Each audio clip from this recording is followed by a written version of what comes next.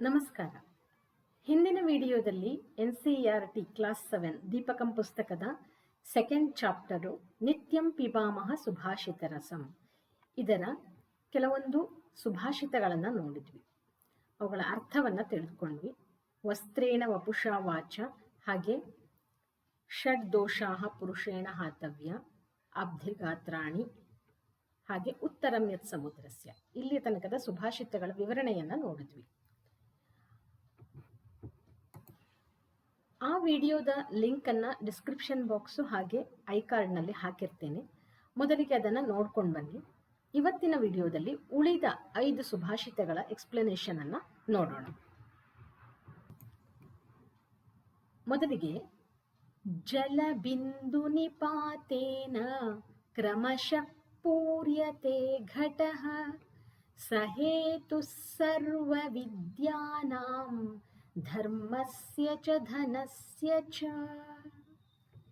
ಜಲಬಿಂದು ನಿಪಾತೇನ ಕ್ರಮಶಃ ಪೂರ್ಯತೆ ಘಟಃ ಸಹೇತು ಸರ್ವ ವಿದ್ಯಾನಾಂ ಧರ್ಮಸ್ಯ ಚ ಧನಸ್ಯ ಚ. ಮೊದಲಿಗೆ ಪದಚ್ಛೇದ ಮಾಡೋಣ. ಜಲಬಿಂದು ನಿಪಾತೇನ ಕ್ರಮಶಃ ಪೂರ್ಯತೆ ಘಟಃ ಸಹ ಹೇತುಃ ಸರ್ವವಿದ್ಯಾನಾಂ ಧರ್ಮಸ್ಯ ಚ ಧನಸ್ಯ ಚ. ಇಲ್ಲಿ ಅನ್ವಯ ಮಾಡಬೇಕಂದ್ರೆ ಮೊದಲಿಗೆ ಕ್ರಿಯಾಪದ ಯಾವುದು ಅಂತ ನೋಡಬೇಕು. ಇಲ್ಲಿ ಪೂರ್ಯತೆ ಅನ್ನುವಂಥದ್ದು ಇಲ್ಲಿ ಕ್ರಿಯಾಪದ. ಆತ್ಮನೇಪದಿಯಲ್ಲಿದೆ. ಪೂರ್ ಧಾತುವಿನಿಂದ ಬಂದಿರುವಂಥದ್ದು, ಟು ಫಿಲ್ ಅಂತ. ಪೂರ್ಯತೆ ತುಂಬಿಸ್ತದೆ. ಯಾವುದು ತುಂಬುತ್ತದೆ? ಘಟಃ ಪೂರ್ಯತೆ. ಘಟಃ ಅಂದರೆ ಪಾಟ್ ಅಥವಾ ಒಂದು ಕೊಡಪಾನ ಅಂತ ಹೇಳ್ತೀವಲ್ವಾ, ಅದು ಹೇಗೆ ಅದು ಕಂಪ್ಲೀಟ್ ಆಗ್ತದೆ, ಫುಲ್ ಆಗ್ತದೆ? ಹೇಗೆ? ಕ್ರಮಶಃ ಪೂರ್ಯತೆ. ಕ್ರಮ ಅಂದರೆ ಕ್ರಮಬದ್ಧವಾಗಿ ಫಿಲ್ ಆಗ್ತದೆ. ಜಲಬಿಂದು ನಿಪಾತನೇನ ಕ್ರಮಶಃ ಘಟಃ ಪೂರ್ಯತೆ. ಒಂದು ಖಾಲಿ ಕೊಡಪಾನ ಇದೆ ಅಂತ ಇಟ್ಕೊಳ್ಳಿ. ಆ ಕೊಡಪಾನ ತುಂಬಬೇಕಾದ್ರೆ ನೀರನ್ನು ನಾವು ಕಂಟಿನ್ಯೂಸ್ ಬಿಡ್ತಾ ಇರ್ತೇವೆ. ನಳ್ಳಿಯಲ್ಲಿ ನೀರು ಕಂಟಿನ್ಯೂಸ್ ಬಿಟ್ಟಾಗ ಆ ಕೊಡ ತುಂಬುತ್ತದೆ. ಜಲಬಿಂದು ನಿಪಾತನೇನ ಕ್ರಮಶಃ ಘಟಃ ಪೂರ್ಯತೆ. ಮೊದಲಿಗೆ ಘಟದಲ್ಲಿ ಏನೇ ಇಲ್ಲದೆ ಹೋದರೂ ಸಹ ನಾವು ನೀರನ್ನು ನಿರಂತರವಾಗಿ ಬಿಟ್ಟಾಗ, ನೀರಿನ ಬಿಂದು ಬಿಂದು ಇರಬಹುದು ಅಥವಾ ನೀರನ್ನು ಸರಾಗವಾಗಿ ಕಂಟಿನ್ಯೂಸ್ ಆಗಿ ಬಿಟ್ಟಾಗ ಮಾತ್ರ ಆ ಘಟ ಕಂಪ್ಲೀಟ್ ಆಗ್ತದೆ.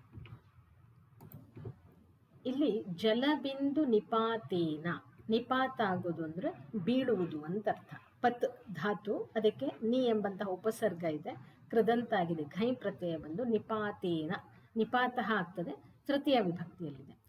ನೀರಿನ ಬಿಂದು ಬೀಳುವುದರಿಂದ, ಹೇಗೆ ಬೀಳೋದು?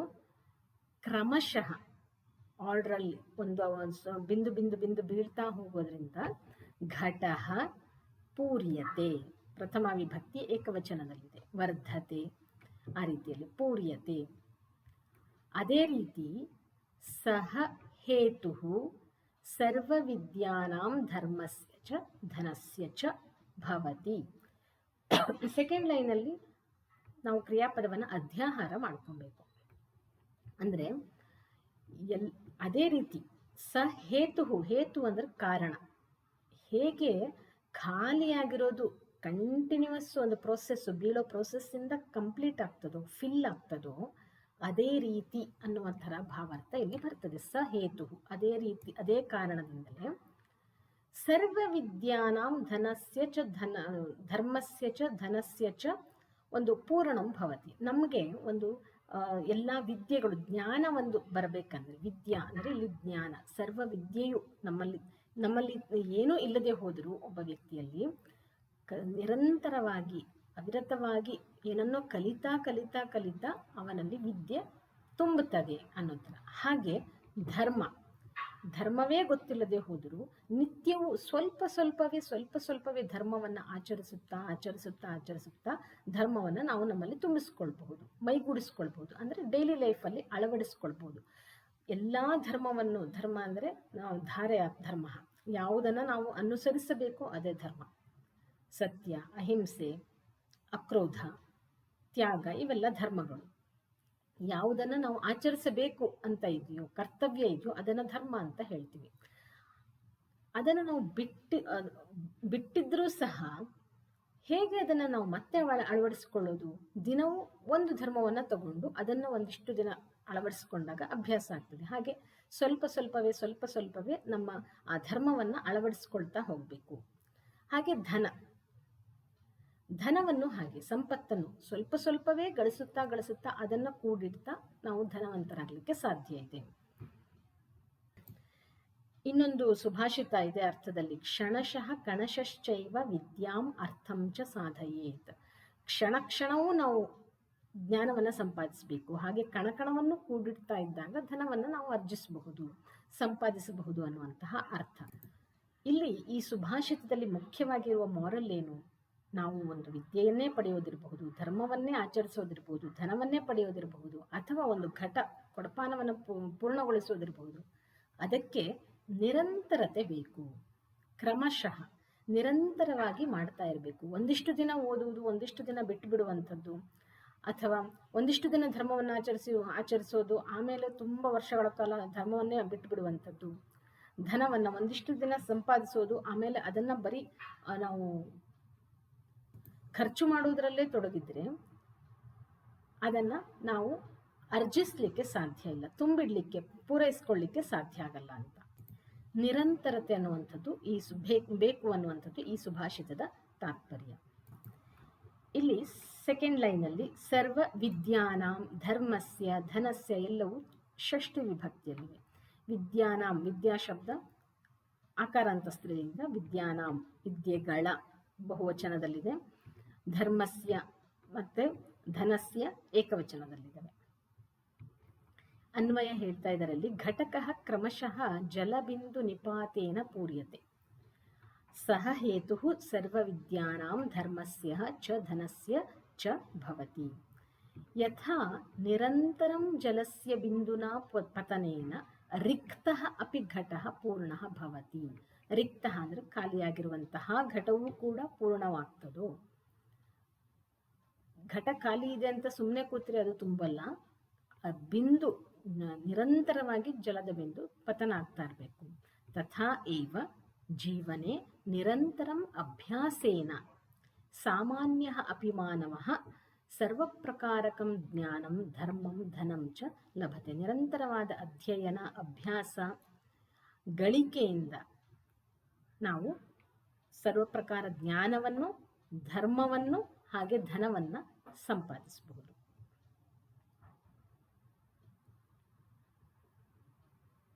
ಮುಂದಿನ ಶ್ಲೋಕ,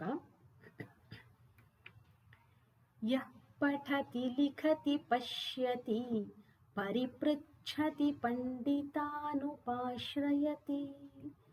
ತಸ್ಯ ದಿವಾಕರ ಕಿರಣೈಃ ನಳಿನೀದಲಮಿವ ವಿಸ್ತಾರಿತಾ ಬುದ್ಧಿಃ.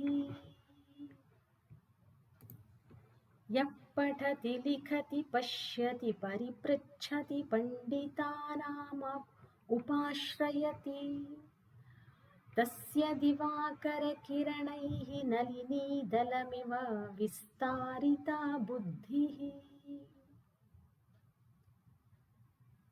ಪದಚ್ಛೇದ ಮಾಡೋಣ.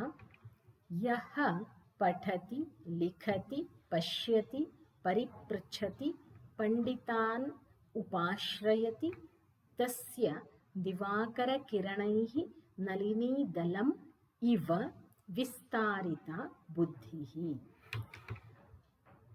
ಇಲ್ಲಿ ಕ್ರಿಯಾಪದವನ್ನು ನೋಡಿದ್ರೆ ತುಂಬ ಕ್ರಿಯಾಪದ ಇದೆ. ಈ ಕ್ರಿಯಾಪದಗಳೇ ಇಲ್ಲಿ ಮುಖ್ಯ ಅಂಶಗಳು. ಇಲ್ಲಿ ಯಹ ಪಠತಿ, ಯಾರು ಓದುತ್ತಾನೋ, ಯಹ ಲಿಖತಿ, ಯಾರು ಬರೆಯುತ್ತಾನೋ. ಇಲ್ಲಿ ಎಲ್ಲ ಕಡೆ ಯಹನ ಅಧ್ಯಾಹಾರ ಮಾಡ್ಕೊಬಹುದು.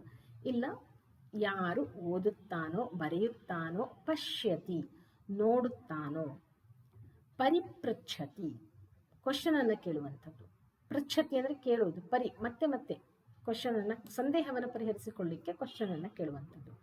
ಪಂಡಿತಾನ್ ಉಪಾಶ್ರಯತಿ, ಇಲ್ಲಿ ಉಪಾಶ್ರಯತಿ ಅನ್ನುವಂಥದ್ದು ಇನ್ನೊಂದು ಕ್ರಿಯಾಪದ. ಉಪಾಶ್ರಯತಿ ಅಂದರೆ ಅವರ ಹತ್ತಿರದಲ್ಲಿ, ಯಾವಾಗಲೂ ಅವರ ಸಮೀಪದಲ್ಲಿ ಇರ್ತಾನೋ. ತಸ್ಯ ದಿವಾಕರ ಕಿರಣೈಃ ನಳಿನೀದಲಂ ಇವ ಬುದ್ಧಿ ವಿಸ್ತಾರಿತ ಭವತಿ.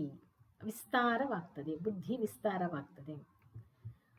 ಹಾಗಿದ್ರೆ ಇಲ್ಲಿ ಕ್ರಿಯಾಪದವನ್ನು ನಾವು ವಿಸ್ತಾರಿತ ಭವತಿ ಅಂತ ತಗೋಣ, ವಿಸ್ತರತಿ ಅಂತಲೇ ತಗೋಣ. ಬುದ್ಧಿ ವಿಸ್ತರತಿ, ಏನು ವಿಸ್ತಾರವಾಗ್ತದೆ? ಬುದ್ಧಿ. ಬುದ್ಧಿ ವಿಸ್ತಾರವಾಗ್ತದೆ. ಯಾರ ಬುದ್ಧಿ? ಯಹ ಪಠತಿ, ಯಾರು ಓದುತ್ತಾ ಇರ್ತಾನೋ. ಯಹ ಲಿಖತಿ, ಇದರ ಎಕ್ಸ್ಪ್ಲನೇಷನ್ ಮತ್ತೆ ಮುಂದೆ ಮಾಡ್ತೇನೆ. ಯಾರು ಬರೆಯುತ್ತಾ ಇರ್ತಾನೋ. ಯಹ ಪಶ್ಯತಿ, ಯಾರು ನೋಡುತ್ತಾ ಇರ್ತಾನೋ. ಯಾರು ಪರಿಪೃಚ್ಛತಿ, ಕ್ವಶನ್ಗಳನ್ನು ಕೇಳ್ತಾನೋ. ಯಾರು ಪಂಡಿತರನ್ನ ಉಪಾಶ್ರಯ, ಪಂಡಿತರ ಒಂದು ಸಾಂಗತ್ಯವನ್ನ ಮಾಡ್ತಾನೋ, ಬುದ್ಧಿವಂತರ, ಪಂಡಿತರ, ಮೇಧಾವಿಗಳ, ಜ್ಞಾನಿಗಳ ಸಾಂಗತ್ಯವನ್ನ ಮಾಡ್ತಾನೋ. ತಸ್ಯ ಬುದ್ಧಿ ವಿಸ್ತಾರಿತ ಭವತಿ, ಅವನ ಬುದ್ಧಿ ವಿಸ್ತಾರವಾಗ್ತದೆ. ಹೇಗೆ? ಅದಕ್ಕೆ ಒಂದು ಉಪಮೆ ಕೊಟ್ಟಿದ್ದಾರೆ. ಅಂದರೆ ಕಂಪ್ಯಾರಿಸನ್ ಏನಂತ ಕೊಟ್ಟಿದ್ದಾರೆ? ದಿವಾಕರ ಕಿರಣೈಃ ನಳಿನೀದಲಂ ವಿಸ್ತಾರಿತ ಭವತಿ. ನಳಿನೀದಲ, ನಳಿನಿ ಅಂದರೆ ಕಮಲ. ಕಮಲದ ಎಲೆಗಳು, ಒಂದು ಎಸಳುಗಳು. ಕಮಲ ಕೆಸರಿನಲ್ಲಿ ಹುಟ್ಟುವಂತಹ ಕಮಲ. ಕೆಸರಿನಲ್ಲಿ ಹುಟ್ಟಿದ್ರೂ ಸಹ ಅದು ದೇವತೆಗಳಿಂದಲೂ ಹೊಗಳಲ್ಪಡುವಂಥದ್ದು. ಅಥವಾ ನಾವು ಯಾವುದೇ ಒಂದು ವಿಷಯಕ್ಕೆ ಒಂದು ಕಂಪ್ಯಾರಿಸನ್ ಮಾಡಬೇಕಂದ್ರೆ ಕಮಲದಂತಹ ಮುಖ, ಕಮಲದಂತಹ ಕಣ್ಣು, ಈ ರೀತಿಯಲ್ಲಿ ಹೇಳ್ತೀವಿ. ಅಂತಹ ಕಮಲ ಮೊಗ್ಗಾಗಿರ್ತದೆ, ಅದು ಅರಳದಾಗ ಚೆನ್ನಾಗಿ ಕಾಣಿಸ್ತದೆ. ಆ ಅರಳುವಿಕೆಗೆ ಯಾರು ಬೇಕು?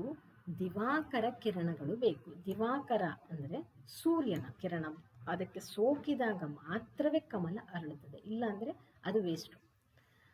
ಒಂದು ದಿನ ಸೂರ್ಯನ ಕಿರಣ ಬಂದಿಲ್ಲ, ತುಂಬ ಕತ್ತಲೆ ಇದೆ ಅಂದರೆ ಕಮಲ ಅರಳಲಿಕ್ಕೆ ಸಾಧ್ಯ ಇಲ್ಲ. ಚೆನ್ನಾಗಿ ಸೂರ್ಯನ ಕಿರಣಗಳು ಅದರ ಮೇಲೆ ಬೀಳಬೇಕು, ಆವಾಗ ಮಾತ್ರ ಅದು ಚೆನ್ನಾಗಿ ಅರಳಿ ಕಮಲ ಒಂಥರ ನೋಡಲಿಕ್ಕೆ ಸುಂದರವಾಗಿ ಕಾಣಿಸ್ತದೆ, ಶ್ರೇಷ್ಠತೆಯನ್ನು ಪಡೀತದೆ. ಹಾಗೆಯೇ ನಮ್ಮ ಬುದ್ಧಿ ವಿಸ್ತಾರವಾಗಬೇಕು ಅಥವಾ ನಮ್ಮಲ್ಲಿ ಜ್ಞಾನ ವಿಸ್ತಾರವಾಗಬೇಕಂದ್ರೆ ನಾವೇನು ಮಾಡಬೇಕು? ನಮ್ಮ ಒಂದು ವಿದ್ಯಾರ್ಥಿ ಜೀವನ ಒಂದು 20-22 ವರ್ಷಕ್ಕೆ ಮುಗಿದ ತಕ್ಷಣ ನಾವು ಓದುವುದನ್ನೇ ನಿಲ್ಲಿಸುವುದು ಅಂತ ಅಲ್ಲ. ಈ ವಿದ್ಯಾರ್ಥಿ ಅಧ್ಯಯನ ಅನ್ನುವಂಥದ್ದು ನಿರಂತರ ಅಂತ ಹೇಳ್ತಾರೆ, ಕಂಟಿನ್ಯೂಸ್ ಆಗಿರಬೇಕು. ನಾವು ಹಿಂದಿನ ಸುಭಾಷಿತದಲ್ಲೇ ನೋಡಿದ್ವಿ, ಕಂಟಿನ್ಯೂಸ್ ಆಗಿ ನಾವು ಜ್ಞಾನಾರ್ಜನೆಯನ್ನು ಮಾಡ್ತಾ ಇದ್ದಾಗಲೇ ಅದು ಪೂರ್ಣಗೊಳ್ಳುತ್ತಂತು. ಯಾವಾಗಲೂ ಪಂಡಿತರು ಅಂತ ಕರೀತಾರೆ. ಆವಾಗ ನಮ್ಮನ್ನು ಅಂದರೆ ಜ್ಞಾನ ನಮ್ಮಲ್ಲಿ ಯಾವಾಗಲೂ ವೃದ್ಧಿಸ್ತಾ ಹೋಗ್ತದೆ. ಹಾಗೆ ಇಲ್ಲಿ ನಮ್ಮ ಬುದ್ಧಿ ವಿಸ್ತಾರವಾಗ್ತಾ ಇರಬೇಕಂದ್ರೆ, ನಾವು ಜ್ಞಾನವನ್ನು ವೃದ್ಧಿಸ್ಕೊಬೇಕಂದ್ರೆ ಏನು ಮಾಡಬೇಕು? ಮೊದಲಿಗೆ ಓದಬೇಕು. ಓದುವುದನ್ನು ನಿಲ್ಲಿಸಬಾರ್ದು. ಎಷ್ಟೊಂದು ಪುಸ್ತಕಗಳು ಇರ್ತವೆ ಜ್ಞಾನಾರ್ಜನೆಗೋಸ್ಕರ. ನಾವು ಲೈಬ್ರರಿಗಳಿಗೆ ಹೋಗಿ ಓದಬಹುದು. ನಮ್ಮ ಗೊತ್ತಿರೋರಿಂದ, ಪಕ್ಕದ ಮನೆಯವರು ಅಥವಾ ಸ್ನೇಹಿತರು, ಸಂಬಂಧಿಕರು ಪುಸ್ತಕಗಳನ್ನು, ಅವರಲ್ಲಿರುವ ಶ್ರೇಷ್ಠ ಪುಸ್ತಕಗಳನ್ನು ತೆಗೆದುಕೊಂಡು ಓದಿ ಪುನಃ ಕೊಡಬಹುದು ನಾವು. ಈ ರೀತಿಯಾಗಿ ಓದುವುದರಿಂದ ನಮ್ಮ ಬುದ್ಧಿ ವಿಸ್ತಾರವಾಗ್ತದೆ. ಹಾಗೆ ಯಹ ಲಿಖತಿ, ಬರೀ ಓದುವುದಷ್ಟೇ ಅಲ್ಲ, ನಾವು ಓದಿದ್ದು ಮರೆತು ಹೋಗ್ತದೆ ಸ್ವಲ್ಪ ದಿನ ಆದ ನಂತರ. ಅಧ್ಯಯನ ಮಾಡೋದು ಅಂದ್ರೆ ಏನು? ಬರಿಬೇಕು, ಅದನ್ನು ನೋಟ್ಸ್ ಥರ ಮಾಡ್ಕೊಬೇಕು. ಆ ಓದಿದ ವಿಷಯವನ್ನು ಒಂದು ಸಮ್ಮರೈಸ್ ಮಾಡುವುದು, ಅಥವಾ ಅದರಲ್ಲಿ ಬರುವಂತಹ ಮುಖ್ಯ ಅಂಶ ಅಥವಾ ಜೀವನಕ್ಕೆ ಬೇಕಾದಂತಹ ಅಂಶಗಳನ್ನು ನೋಟ್ಬುಕ್ಕಲ್ಲಿ ಬರೆದಿಟ್ಕೊಳ್ಳುವಂಥದ್ದು. ಈ ರೀತಿ ಬರೆಯುವುದರಿಂದ, ಸುಭಾಷಿತಗಳನ್ನು ಹಾಗೆ ಬರೆಯುವುದು, ಶ್ಲೋಕಗಳನ್ನು ಕಂಠಪಾಠ ಮಾಡೋದು, ಹಾಗೆ ಬರೆಯುವುದರಿಂದ. ಹಾಗೆ ಪಶ್ಯತಿ, ನೋಡುವುದು.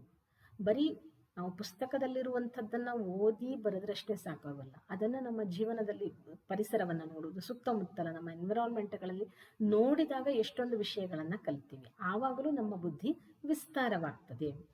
ಹಾಗೆ ಪರಿಪೃಚ್ಛತಿ, ಪ್ರಶ್ನೆಗಳನ್ನು ಕೇಳುವಂಥದ್ದು. ನಮಗೆ ನಿತ್ಯ ಜೀವನದಲ್ಲಿ ನಾವು ಓದಿದಾಗ ಅಥವಾ ಏನೋ ಒಂದು ನೋಡಿದಾಗ ನಮ್ಮಲ್ಲಿ ಸಂದೇಹಗಳು ಬರ್ತವೆ.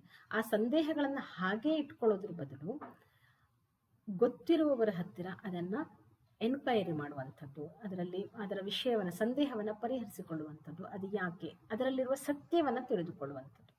ಪರಿಪೃಚ್ಛತಿ, ಕ್ವಶನಿಂಗ್, ಇದು ವಿದ್ಯಾರ್ಥಿಗಳಲ್ಲೂ ತುಂಬ ಬೇಕು. ಟೀಚರ್ಸ್ ಕ್ಲಾಸಲ್ಲಿ ಪಾಠ ಮಾಡಿದ ತಕ್ಷಣ ಅದನ್ನೇ ನನಗೆ ಅಷ್ಟು ಅರ್ಥ ಆಯಿತು ಅಂತ ತಿಳ್ಕೊಳ್ಳೋಂಥದ್ದಲ್ಲ. ಒಂದು ತರಗತಿಯಲ್ಲಿ ಟೀಚರ್ ಪಾಠ ಮಾಡಿದ ನಂತರ ವಿದ್ಯಾರ್ಥಿಗಳು ಏನೋ ಕ್ವಶನ್ ಕೇಳಲಿಲ್ಲ ಅಂದರೆ, ಒಂದು ಅವರಿಗೆ ಕಂಪ್ಲೀಟಾಗಿ ಅರ್ಥ ಆಗಿದೆ ಅಂತ ಅರ್ಥ, ಇಲ್ಲ ಅವರಿಗೆ ಏನೂ ಅರ್ಥ ಆಗಿಲ್ಲ ಅಂತ ಅನಿಸ್ತದೆ. ಸಂದೇಹಗಳನ್ನು ಕೇಳಿ ಪರಿಹರಿಸಿಕೊಳ್ಬೇಕು. ಮುಂದೆ ಪಂಡಿತಾನ್ ಉಪಾಶ್ರಯತಿ. ಅಷ್ಟೇ ಅಲ್ಲ, ಬರೀ ನಾವು ಎಷ್ಟು ಓದೋದು ಬರೆಯೋದು ಅಥವಾ ನೋಡಿ ಕಲಿಯುವುದು, ಅದರ ಜೊತೆಗೆ ಬೇರೆಯವರ ಅನುಭವವನ್ನು ನಾವು ಪಡಿಬೇಕಾಗ್ತದೆ. ಅದಕ್ಕೆ ಯಾರು ಪಂಡಿತರು ಅಥವಾ ಜ್ಞಾನಿಗಳು, ತಿಳಿದಿರುವವರು, ಮೇಧಾವಿಗಳು, ಅವರ ಸಾಂಗತ್ಯವನ್ನು ಮಾಡಬೇಕು. ಅವರ ಜೊತೆ ಮಾತುಕತೆಯನ್ನು ನಡೆಸುವಂಥದ್ದು, ಅವರ ಜೊತೆ ಡಿಸ್ಕಷನ್ಗಳನ್ನು ಮಾಡುವಂಥದ್ದು, ವಾದ ವಿವಾದಗಳು ಅಂದರೆ ಆರೋಗ್ಯಕರ ವಾದ ವಿವಾದಗಳನ್ನು ಮಾಡುವಂಥದ್ದು. ಈ ಪರಿಪ್ರಚ್ಛತೆ ಅನ್ನುವಲ್ಲಿ ಅದು ಬರ್ತದೆ.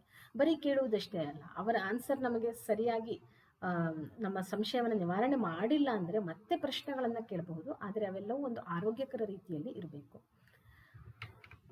ಇಷ್ಟನ್ನು ನಾವು ಮಾಡಿದಾಗ ಹೇಗೆ ಸೂರ್ಯನ ಕಿರಣಗಳಿಂದ ಕಮಲವು, ಅಷ್ಟು ಸುಂದರವಾದ ಕಮಲ ಮೊಗ್ಗಾಗಿರುವಂಥದ್ದು ಚೆನ್ನಾಗಿ ಅರಳುತ್ತದೋ ಹಾಗೆ ನಮ್ಮ ಬುದ್ಧಿಯು ಚೆನ್ನಾಗಿ ವಿಕಾಸಗೊಳ್ಳುತ್ತದೆ ಅನ್ನುವಂಥದ್ದು ಈ ಸುಭಾಷಿತದ ಅರ್ಥ. ಇಲ್ಲಿ ಅನ್ವಯ: ಯಹ ಪಠತಿ ಲಿಖತಿ ಪಶ್ಯತಿ ಪರಿಪೃಚ್ಛತಿ ಪಂಡಿತಾನ್ ಉಪಾಶ್ರಯತಿ ಚ ತಸ್ಯ ಬುದ್ಧಿಃ ದಿವಾಕರ ಕಿರಣೈಃ ನಳಿನೀದಲಂ ಇವ ವಿಸ್ತಾರಿತ ಭವತಿ. ಭಾವಾರ್ಥದಲ್ಲಿ ಏನು ಕೊಟ್ಟಿದ್ದಾರೆ? ಅಸ್ಮಾಭಿಃ ಆತ್ಮವಿಕಾಸಾಯ ಸರ್ವಥಾ ಶ್ರೇಷ್ಠಜನೈಃ ಸಹ ಸಂಗತಿಃ ವಾಸಶ್ಚ ಕರ್ತವ್ಯಃ.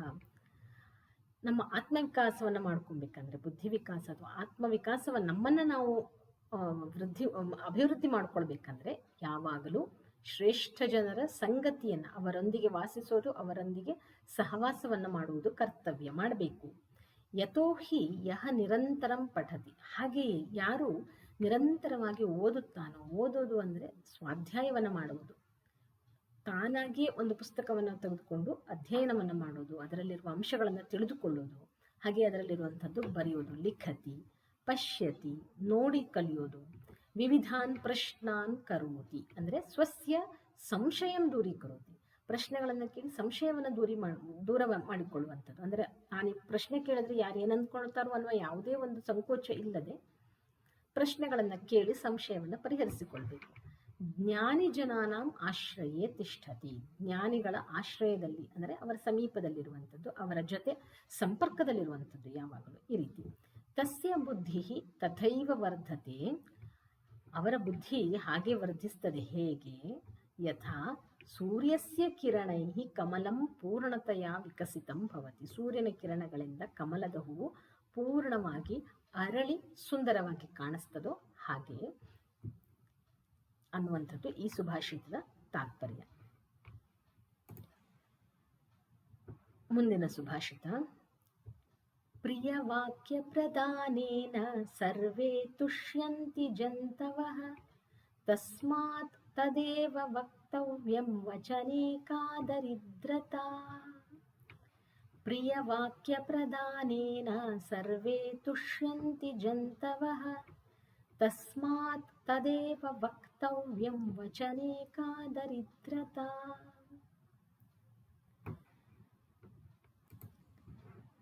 ಪದಚ್ಛೇದವನ್ನು ಮಾಡೋಣ. ಪ್ರಿಯವಾಕ್ಯ ಪ್ರದಾನೇನ ಸರ್ವೇ ತುಷ್ಯಂತಿ ಜಂತವಃ ತಸ್ಮಾತ್ ತತ್ ಏವ ವಕ್ತವ್ಯಂ ವಚನೇ ಕಾ ದರಿದ್ರತಾ.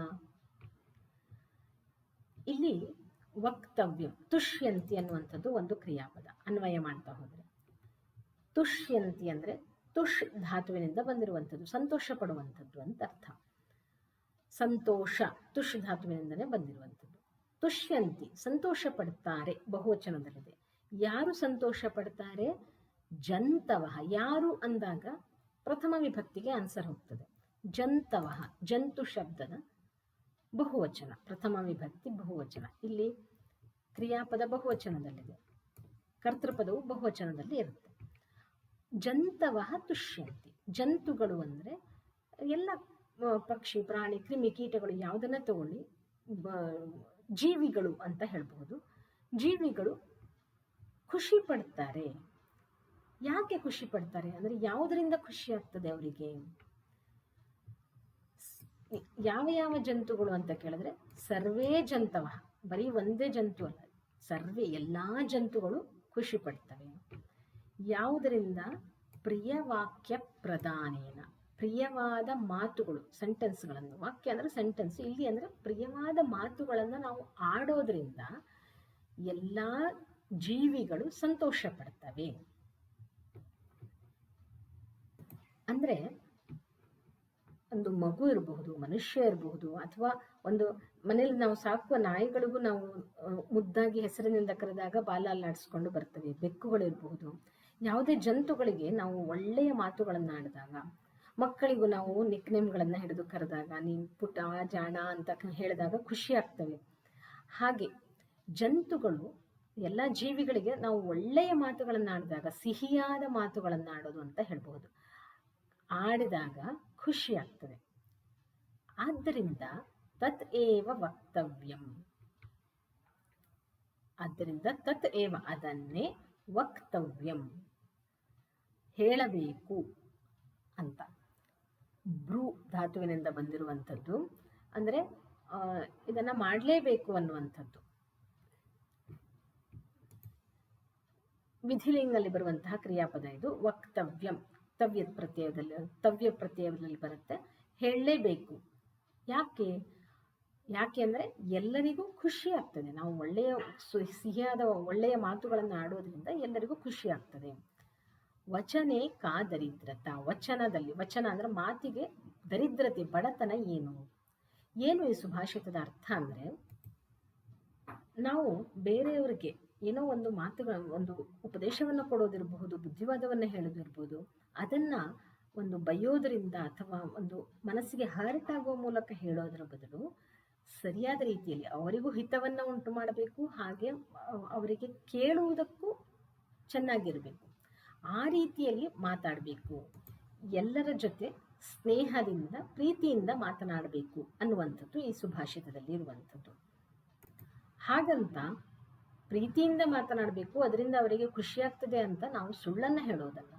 ಸತ್ಯದ ವಿಷಯವೇ ಇರಬೇಕು, ಅದನ್ನು ಹೇಳುವುದನ್ನು ಒಂದು ಸರಿಯಾದ ರೀತಿಯಲ್ಲಿ ಅವರಿಗೆ ಮನಸ್ಸಿಗೆ ಹಿತವನ್ನು ಉಂಟು ಮಾಡುವ ತರಹ ನಾವು ಮಾತಾಡಬೇಕು. ಯಾಕೆ? ವಚನೇಕಾ ದರಿದ್ರತ ಅಂದರೆ, ನಾವು ಮಾತನಾಡಲಿಕ್ಕೆ ಯಾವುದೇ ದುಡ್ಡು ಕೊಡಬೇಕಂತೇನಿಲ್ಲ. ನಾವು ಬೇರೆಯವರಿಗೆ ಕೊಡುವ ಗಿಫ್ಟ್ ಅಂದರೆ ಅವರ ಜೊತೆ ಸರಿಯಾದ ರೀತಿಯಲ್ಲಿ ಪ್ರೀತಿಯಿಂದ ಮಾತನಾಡುವಂಥದ್ದು. ದರಿದ್ರತ ಅಂದರೆ ಬಡತನ ಅಂತ ಅರ್ಥ. ಮಾತಿಗೆ ಎಲ್ಲಿ ಬಡತನ ಅನ್ನುವಂಥದ್ದು ಇಲ್ಲಿ ಕ್ವಶನ್. ಸರ್ವೇ ಜಂತವಃ ಪ್ರಿಯವಾಕ್ಯ ಪ್ರದಾನೇನ ತುಷ್ಯಂತಿ, ಎಲ್ಲ ಜಂತುಗಳು ಪ್ರಿಯವಾಕ್ಯ ಪ್ರದಾನದಿಂದ ಖುಷಿ ಆಗ್ತಾರೆ. ತಸ್ಮಾತ್ ತದೇವ ವಕ್ತವ್ಯಂ ವಚನೇಕ ದರಿದ್ರತ, ಇದು ಅನ್ವಯ. ಮಧುರ ಭಾಷಣೇನ ಸರ್ವೇ ಅಪಿ ಪ್ರಾಣಿನಃ, ಮಧುರವಾದ ಮಾತುಗಳಿಂದ ಎಲ್ಲ ಪ್ರಾಣಿಗಳು, ಇಲ್ಲಿ ಎಕ್ಸಾಂಪಲ್ ಕೊಡ್ತಾರೆ, ಅಸ್ಮಾಕಂ ಸರ್ವಾಣಿ ಮಿತ್ರಾಣಿ ಮಾತಾ ಪಿತಾ ಭ್ರಾತ ಇತ್ಯಾದಯ ಪ್ರಸನ್ನಾಹ ಭವಂತಿ. ನಾವು ಚೆನ್ನಾಗಿ ಮಾತನಾಡೋದ್ರಿಂದ, ಸರಿಯಾದ ರೀತಿಯಲ್ಲಿ ಮಾತನಾಡೋದ್ರಿಂದ ನಮ್ಮ ತಂದೆ ತಾಯಿಗಳಿಗೂ ಖುಷಿ ಆಗ್ತದೆ, ನಮ್ಮ ಸಹೋದರರು, ನಮ್ಮ ಫ್ರೆಂಡ್ಸು, ಯಾರೇ ಆಗಲಿ ಖುಷಿ ಆಗ್ತದೆ. ಮಧುರ ಭಾಷಣೇನ ಕಾಪಿ ಹಾನಿ ನಾಸ್ತಿ, ಅದರಿಂದ ಹಾನಿ ಏನೂ ಇಲ್ಲ. ಹಾಗಿದ್ರೆ ಸರ್ವದ ಮಧುರ ಭಾಷಣಂ ಏವ ಕರಣೀಯಂ, ಮಧುರವಾಗಿ ಇರಬೇಕು, ನಮ್ಮ ಮಾತು ಮಧುರವಾಗಿ ಇರಬೇಕು ಅನ್ನುವಂಥದ್ದು. ಮಧುರ ಭಾಷಣೆ ಕದಾಪಿ ಸಂಕೋಚ ನ ಕರಣೀಯ, ಎಲ್ಲಿ ನಾವು ಸಂಕೋಚ ಮಾಡಬಾರ್ದು ಅಂದರೆ ಚೆನ್ನಾಗಿ ಪ್ರೀತಿಯಿಂದ ಮಾತನಾಡುವುದು, ಎಲ್ಲರ ಜೊತೆ ಪ್ರೀತಿಯಿಂದ ಮಾತನಾಡೋದ್ರಲ್ಲಿ ಸಂಕೋಚ ಬೇಡ ಅಂತ ಇಲ್ಲಿ ಹೇಳ್ತಾ ಇದ್ದಾರೆ. ಪ್ರಿಯವಾಕ್ಯ ಪ್ರದಾನೇನ ಸರ್ವೇ ತುಷ್ಯಂತಿ ಜಂತವಃ, ತಸ್ಮಾತ್ ತದೇವ ವಕ್ತವ್ಯಂ ವಚನೇಕಾ ದರಿದ್ರತಾ.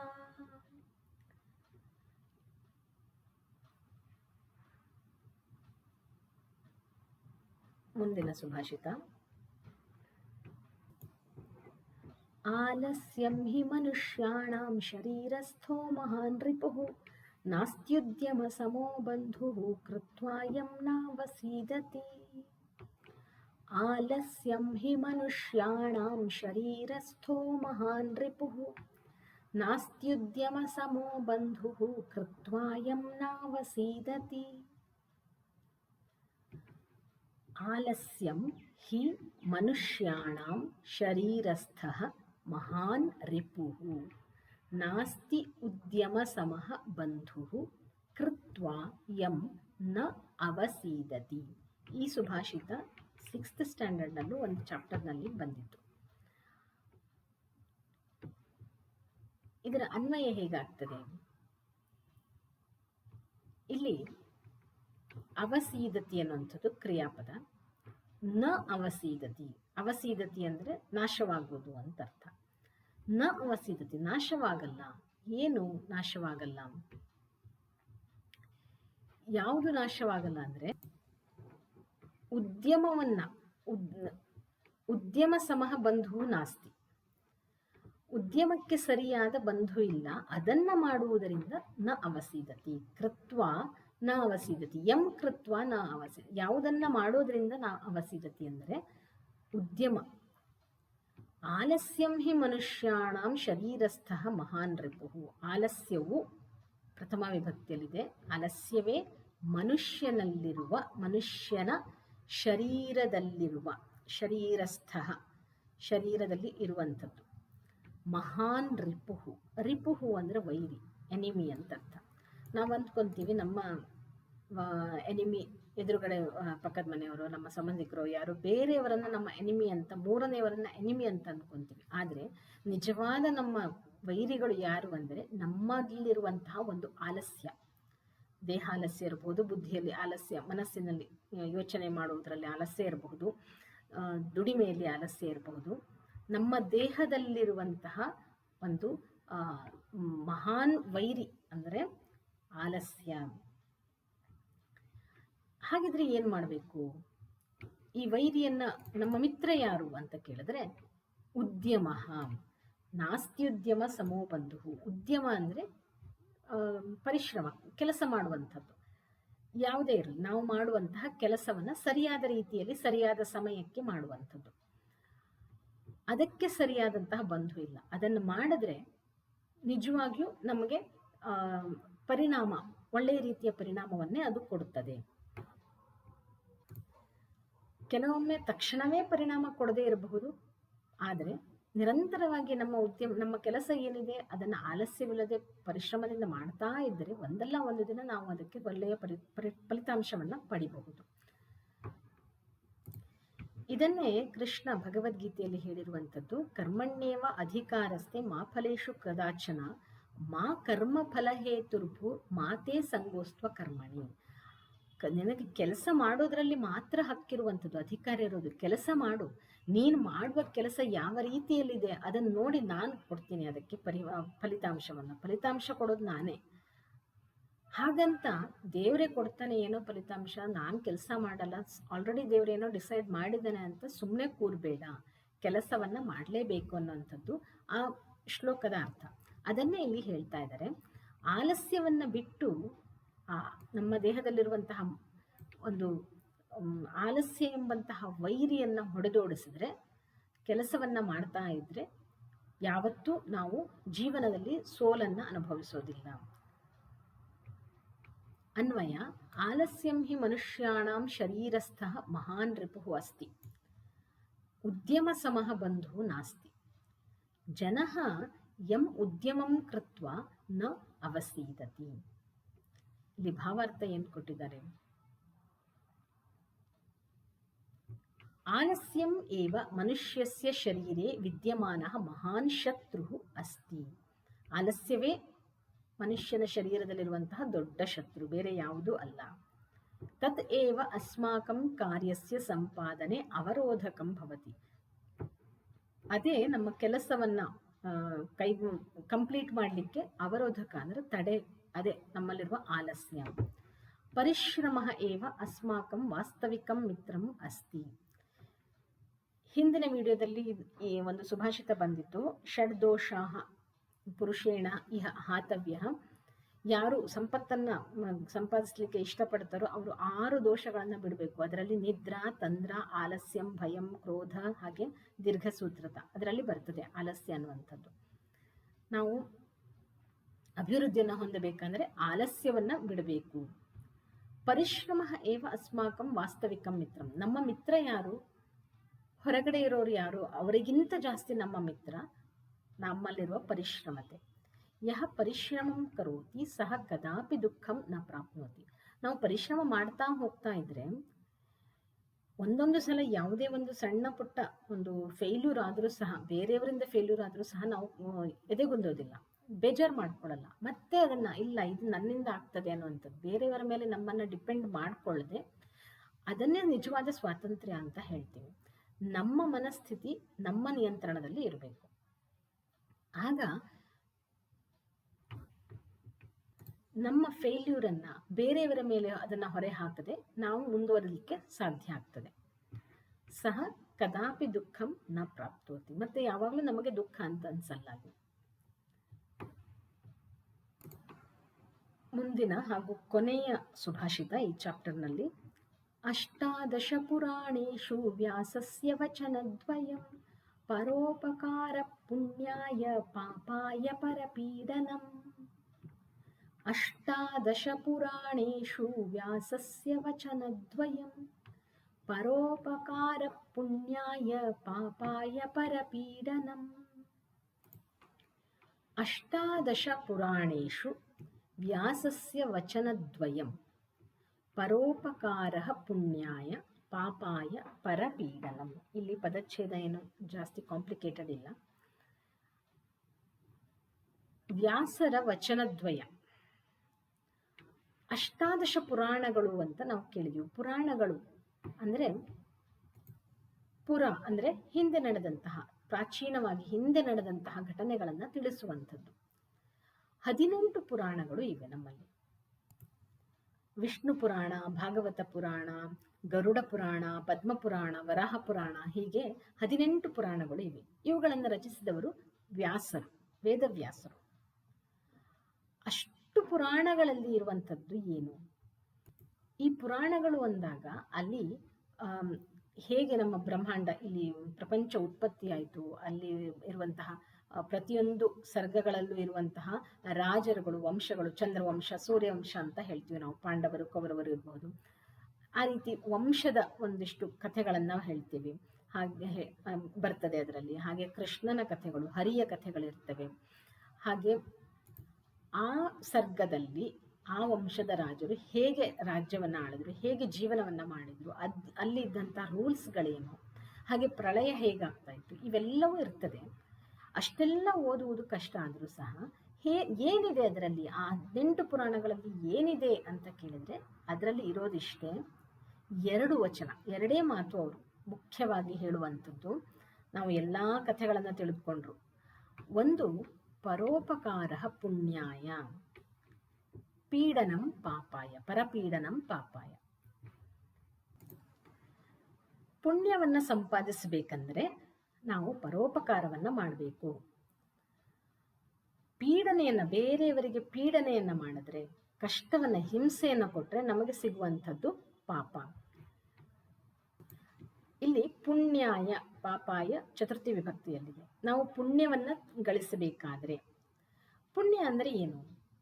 ನಾವು ಮಾಡಿದ ಸತ್ಕಾರ್ಯದಿಂದ ಸಿಗುವಂತಹ, ಒಳ್ಳೆಯ ಕಾರ್ಯದಿಂದ ಸಿಗುವಂತಹ ರಿಸಲ್ಟ್, ನಮಗೆ ಸಿಗುವಂತಹ ಒಂದು ಗಿಫ್ಟ್ ಅಂತ ಹೇಳಬಹುದು ಅದನ್ನು. ಆ ಒಳ್ಳೆಯ ಕಾರ್ಯ ಮಾಡಬೇಕು. ಪರೋಪಕಾರ ಅಂದ್ರೆ ಯಾವುದೇ ಕೆಲಸ ಮಾಡಬೇಕು ಅಂದ್ರೆ ಅದನ್ನು ಬರೀ ಸ್ವಾರ್ಥಕ್ಕಾಗಿ, ನಾನು, ನನ್ನವರಿಗೆ, ನನ್ನಿಂದ ಅಷ್ಟನ್ನೇ ಮಾಡದೆ ಸಮಾಜವನ್ನು ನೋಡಬೇಕು, ಸುತ್ತಲಿನವರನ್ನು ಅವರಿಗೋಸ್ಕರ, ಪರರಿಗೆ ಉಪಕಾರವಾಗುವಂತಹ ಕೆಲಸಗಳನ್ನು ಮಾಡಿದರೆ ನಿನಗೆ ಒಳ್ಳೆಯ ರಿಸಲ್ಟ್ ಸಿಗ್ತದೆ. ಅದೇ ನಿನ್ನ ಸ್ವಾರ್ಥಕ್ಕಾಗಿ ಬೇರೆಯವರನ್ನ ಪೀಡಿಸ್ತಾ, ಪರಪೀಡನಂ, ಬೇರೆಯವರಿಗೆ ಹಿಂಸೆಯನ್ನು ಕೊಡುವಂಥದ್ದು, ಲಂಚ ತೆಗೆದುಕೊಳ್ಳುವಂಥದ್ದು, ಕಳ್ಳತನ ಮಾಡುವಂಥದ್ದು, ಸುಳ್ಳು ಹೇಳುವಂಥದ್ದು, ಬೇರೆಯವರ ವಿದ್ಯೆಯನ್ನು ಕದಿಯುವಂಥದ್ದು ಇನ್ ದ ಸೆನ್ಸ್ ಬೇರೆಯವರು ಮಾಡಿರುವಂತಹ ಏನೋ ಒಂದು ಪ್ರಾಡಕ್ಟನ್ನು ತನ್ನದು ಅಂತ ಹೇಳಿ ಅದನ್ನು ಪ್ರಚಾರ ಮಾಡುವಂಥದ್ದು, ಇದು ಸಹ ಈಗಿನ ಕಾಲದಲ್ಲಿ ನಾವು ಪಾಪ ಅಂತ ಹೇಳಿದ್ರೆ ಇವುಗಳನ್ನು ಎಲ್ಲ ಕನ್ಸಿಡರ್ ಮಾಡಬಹುದು. ಪರಪೀಡನೆ, ನಾವು ಮಾಡುವ ಕೆಲಸ ಅನ್ನುವಂಥದ್ದು ಬೇರೆಯವರಿಗೆ ಪೀಡನೆ, ಹಿಂಸೆ ಆಗಬಾರದು. ಅದು ದೈಹಿಕವಾಗಿ ಇರಬಹುದು, ಅಥವಾ ಫಿಸಿಕಲಿ ಇರಬಹುದು, ಅಥವಾ ಮೆಂಟಲಿ ಹಿಂಸೆಯನ್ನು ಕೊಡಬಾರದು. ಆ ರೀತಿ ಕೊಟ್ಟರೆ ಅದು ಪಾಪ ಆಗ್ತದೆ. ಅಂದರೆ ಅದರ ರಿಸಲ್ಟು ನಮಗೆ ಕೂಡಲೇ ಅಲ್ಲದೆ ಇರಬಹುದು, ಮುಂದಾದರೂ ಒಮ್ಮೆ ಕೆಟ್ಟ ರಿಸಲ್ಟನ್ನೇ ಕೊಡ್ತದೆ, ಪರಿಣಾಮವನ್ನೇ ಕೊಡ್ತದೆ ನಮ್ಮ ಲೈಫಲ್ಲಿ. ಇವಿಷ್ಟು ಅಷ್ಟಾದಶ ಪುರಾಣೇಶು, 18 ಪುರಾಣಗಳನ್ನು ನೀವು ಓದಿದಾಗ ನಮಗೆ ಸಿಗುವಂತಹ ಒಂದು ಮುಖ್ಯವಾದ ಒಂದು ಅಂಶ ಅಂದರೆ ವೇದವ್ಯಾಸರು ರಚಿಸಿದಂತಹ 18 ಪುರಾಣಗಳನ್ನು ನಾವು ಓದಿದರೂ ಅದರಲ್ಲಿ ಎಷ್ಟೇ ಕಥೆಗಳನ್ನು ನಾವು ಅದರಲ್ಲಿರುವಂಥದ್ದು ನೋಡಿದರೂ ಕೊನೆಯಲ್ಲಿ ಸಿಗುವಂತಹ ಅವುಗಳ ಆ ಸಾರ ಏನು? 2 ಅಂಶ. ಒಂದು, ಪರೋಪಕಾರವನ್ನು ಮಾಡು, ನಿನಗೆ ಒಳ್ಳೆಯದಾಗ್ತದೆ. ಪಾಪವನ್ನು ಮಾಡ್ತೀಯೋ ನಿನಗೆ ಖಂಡಿತ ಕೆಟ್ಟದ್ದಾಗ್ತದೆ ಅನ್ನುವಂಥದ್ದು. ಇಲ್ಲಿ ನಾವು ಭಾವಾರ್ಥಕ್ಕೆ ಹೋದರೆ, ಮಹರ್ಷೇಹೆ ವೇದವ್ಯಾಸಸ್ಯ 18 ಪುರಾಣಾನಾಂ ಸಾರಃ ವಚನದ್ವಯೇ ಅಸ್ತಿ. ಮಹರ್ಷಿ ವೇದವ್ಯಾಸರ 18 ಪುರಾಣಗಳ ಸಾರ 2 ಮಾತಲ್ಲಿ ಹೇಳೋದಾದರೆ, ಪರೇಶಾಂ ಉಪಕಾರೇಣ ಪುಣ್ಯಂ ಭವತಿ. ಬೇರೆಯವರಿಗೆ ಉಪಕಾರವನ್ನು ಮಾಡುವುದರಿಂದ ಪುಣ್ಯ ಬರ್ತದೆ. ಪರೇಶಾಂ ಪೀಡನೇನ ಪಾಪಂ ಭವತಿ. ಬೇರೆಯವರಿಗೆ ನಾವು ಪೀಡನೆಯನ್ನು ಮಾಡೋದು, ಕಷ್ಟವನ್ನು ಕೊಡೋದರಿಂದ ಪಾಪ ಬರ್ತದೆ. ಅದು ಎಷ್ಟೇ ಚಿಕ್ಕ ಕೆಲಸವಿರಲಿ, ಎಷ್ಟೇ ಮಹತ್ತಾದ ಕೆಲಸವಿರಲಿ. ಹಾಗೆ ಅದು ಫಿಸಿಕಲ್ ವರ್ಕ್ ಇರಬಹುದು, ನಾವು ಮಾಡುವ ಕೆಲಸ ಸಂಪಾದನೆ ಆ ರೀತಿಯಿಂದಿರಬಹುದು, ಅಥವಾ ಮಾತಿನಿಂದ ನಾವು ಮಾಡುವಂಥದ್ದಿರಬಹುದು, ಅಥವಾ ಮನಸ್ಸಿನಿಂದಲೂ ಸಹ ನಾವು ಮಾಡುವಂತಹ ಕೆಲಸಗಳು ಬೇರೆಯವರಿಗೆ ಒಳ್ಳೆಯದನ್ನು ಮಾಡಿದ್ರೆ ಅದು ಪುಣ್ಯವನ್ನು ಕೊಡ್ತದೆ. ಕೆಟ್ಟದ್ದನ್ನು ಬಯಸಿದರೆ ಪಾಪವನ್ನೇ, ಅಂದರೆ ಕೆಟ್ಟ ರಿಸಲ್ಟನ್ನೇ ನಮಗೆ ಕೊಡ್ತದೆ. ಅತಃ ಅಸ್ಮಾಭಿ ಸರ್ವದಾ ಪರೋಪಕಾರ ಕರಣೀಯ. ಆದ್ದರಿಂದ ನಮ್ಮಿಂದ ಯಾವಾಗಲೂ ಪರೋಪಕಾರವೇ ಆಗಬೇಕು. ಅನ್ಯೇಷಾಂ ಪೀಡನಂ ಕದಾಪಿ ನ ಕರಣೀಯಂ. ಬೇರೆಯವರ ಪೀಡನೆಯನ್ನು ಯಾವಾಗಲೂ ಮಾಡಬಾರದು. ಇವಿಷ್ಟು ಈ ಚಾಪ್ಟರ್ನಲ್ಲಿರುವಂತಹ ಸುಭಾಷಿತಗಳು. ಮುಂದಿನ ವಿಡಿಯೋದಲ್ಲಿ ಈ ಚಾಪ್ಟರ್ನ ಎಕ್ಸಸೈಸ್ ಪಾರ್ಟನ್ನು ನೋಡೋಣ. ಈ ವಿಡಿಯೋ ಇಷ್ಟ ಆಗಿದ್ದರೆ ದಯವಿಟ್ಟು ಲೈಕ್ ಮಾಡಿ, ಶೇರ್ ಮಾಡಿ, ಹಾಗೆ ಏನಾದರೂ ಇನ್ಫಾರ್ಮೇಷನ್ ಇದ್ದರೆ ಕಮೆಂಟ್ನಲ್ಲಿ ತಿಳಿಸಿ. ಇನ್ನು ನನ್ನ ಚಾನೆಲ್ಗೆ ಸಬ್ಸ್ಕ್ರೈಬ್ ಆಗಿಲ್ಲ ಅಂದರೆ ದಯವಿಟ್ಟು ಸಬ್ಸ್ಕ್ರೈಬ್ ಆಗಿ. ಮುಂದಿನ ವಿಡಿಯೋದಲ್ಲಿ ಮತ್ತೆ ಸಿಗೋಣ. ಧನ್ಯವಾದಗಳು.